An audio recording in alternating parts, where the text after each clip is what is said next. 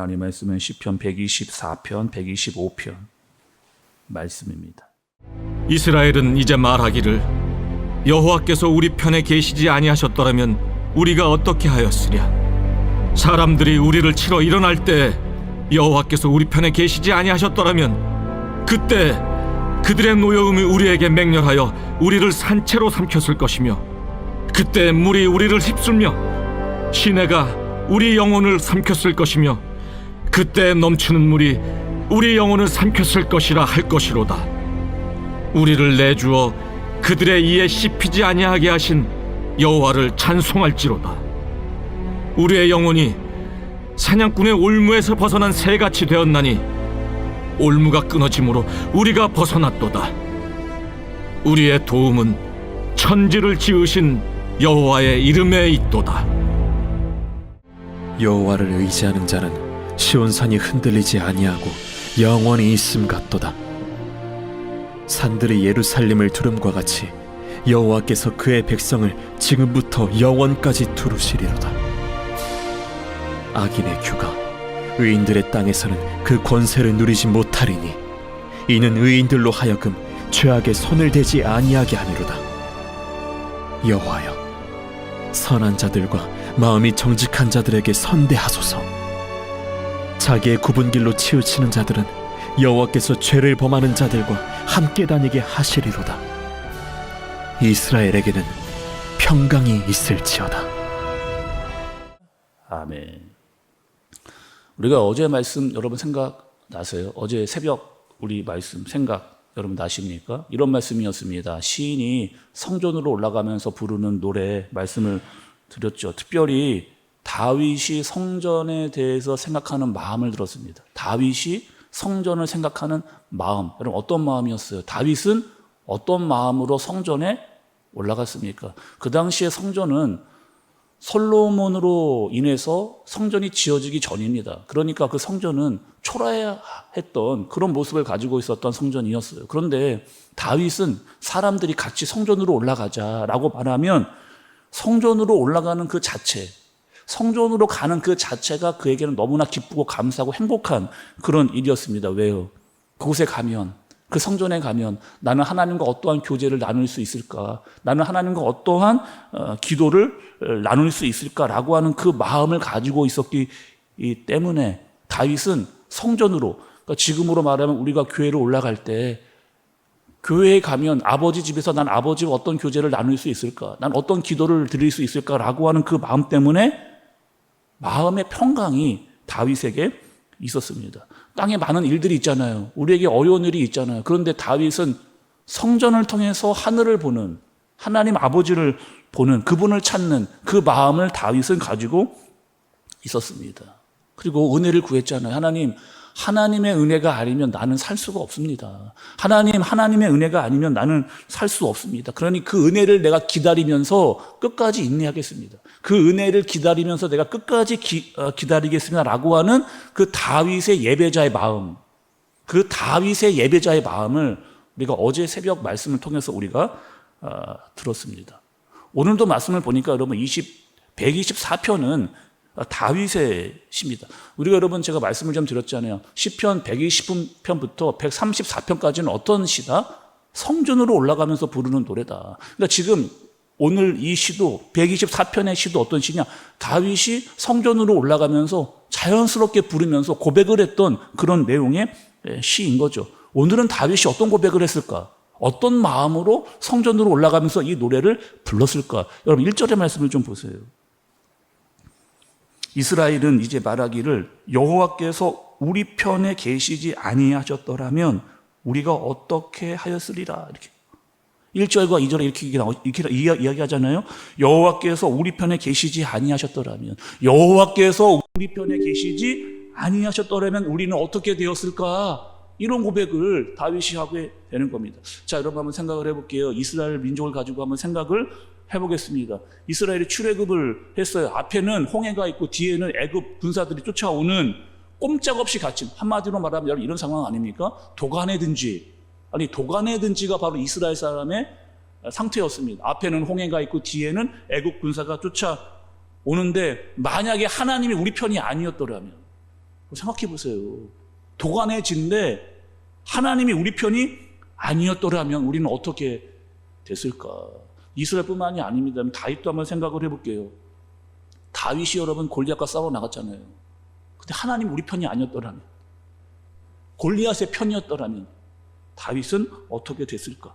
아니 또 다윗이 사울에게 쫓겨다녔는데 하나님이 내 편이 아니었더라면, 사울의 편이었더라면 어떻게 됐을까?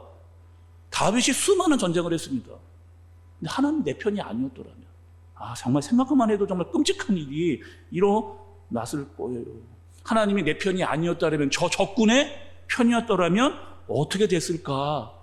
그 결과의 말씀도 오늘 본문에 등장을 하고 있습니다. 3절을 보시면 그들의 노여움이 우리를 산채로 삼켰을 것이다. 5절도 보세요. 넘치는 물이 우리의 영혼을 삼켰을 것이다. 다윗이 생각한 거예요. 성전으로 올라가면서 하나님의 내 편이 아니었더라면 나는 어떻게 되었을까 생각해 보니 우리는 끝나도 벌써 끝났을 거. 나는 끝나도 벌써 끝났고 우리 이스라엘은 끝나도 벌써 끝났을 것이다. 이 수많은 위기를 우리는 이겨내지 못했을 것이다 라고 하는 그 생각을 하면서 성전으로 올라가고 있는 거죠. 이 많은 시간들, 이 어려웠던 모든 시간들은 다 하나님께서 우리와 함께 하시고 하나님의 내 편과 우리의 편이 되어주셨기 때문에 버틸 수 있었다라고 하는 고백을 누가 해요? 다윗이 지금 성전으로 올라가면서, 교회로 올라가면서 그런 노래와 고백을 하게 되는 거죠.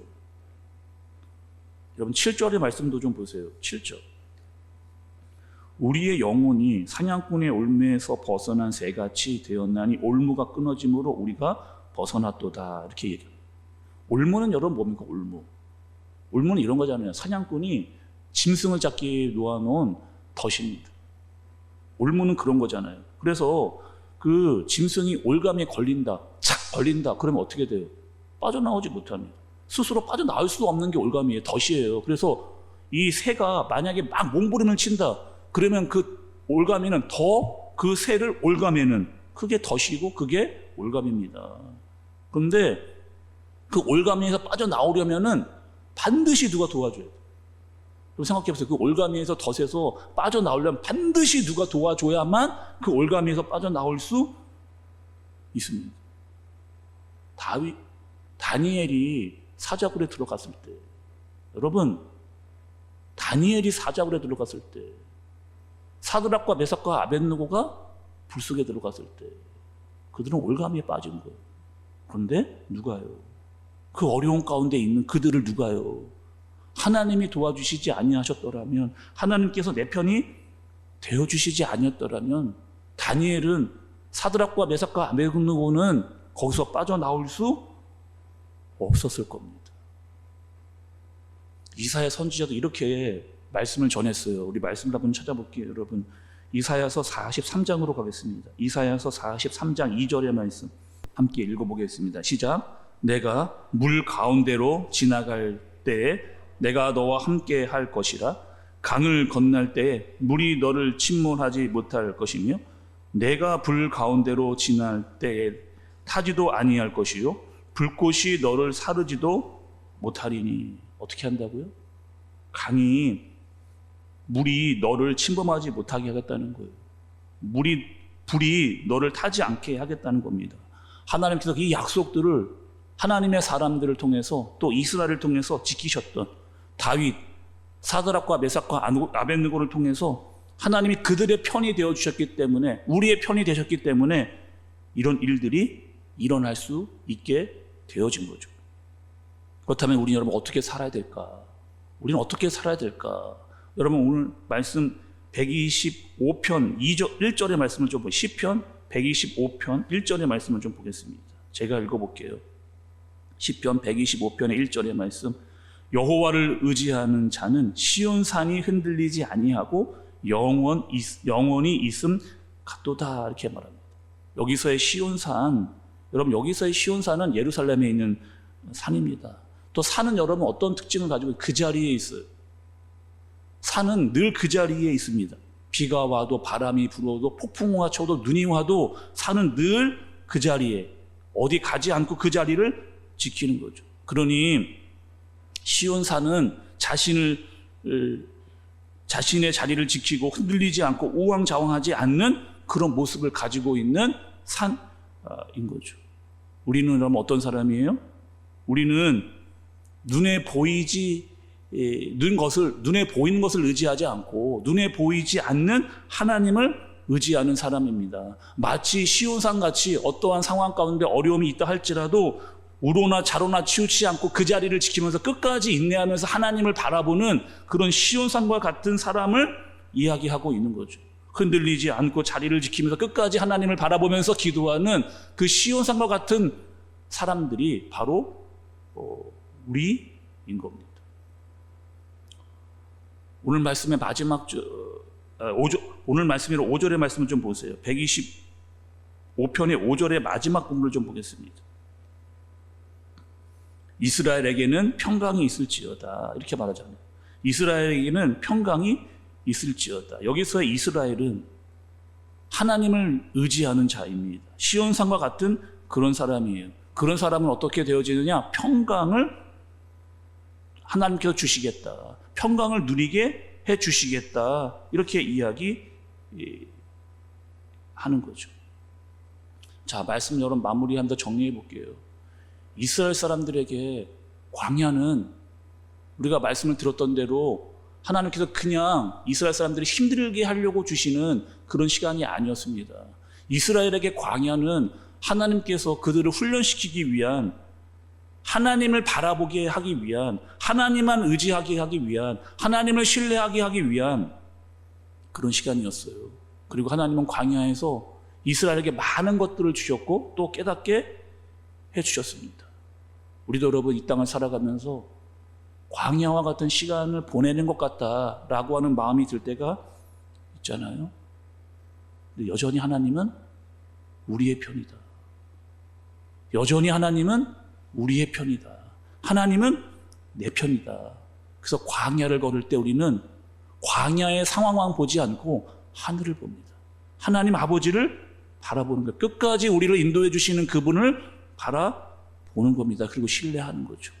그래서 어려움이 있다 하더라도 흔들리지 않고 하나님이 주시는 평강을 광야에서 누릴 수 있는, 그리고 하나님께서 그 광야의 끝에 우리를 인도해 주시는 것을 경험하고 하나님의 마음을 알 수 있는 저와 여러분들 되어지시길 예수님의 이름으로 축복합니다. 기도하겠습니다.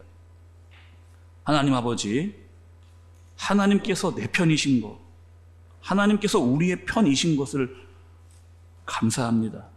광야 같은 세상에서 나는 내 힘든 것만 봤습니다. 여전히 하나님께서 이 광야 중에 인도하고 계시다라고 하는 사실, 여전히 먹이시고 마시게 하시고 인도해 주시고 계신다는 사실을 잊어버리지 않고 시온산과 같이 흔들리지 않는 사람으로 믿음을 지키며 하나님이 주시는 평강을 누리며 살아가는 우리가 되어지도록 주님 인도해 주옵소서. 예수님의 이름으로 기도드리옵나이다. 아멘.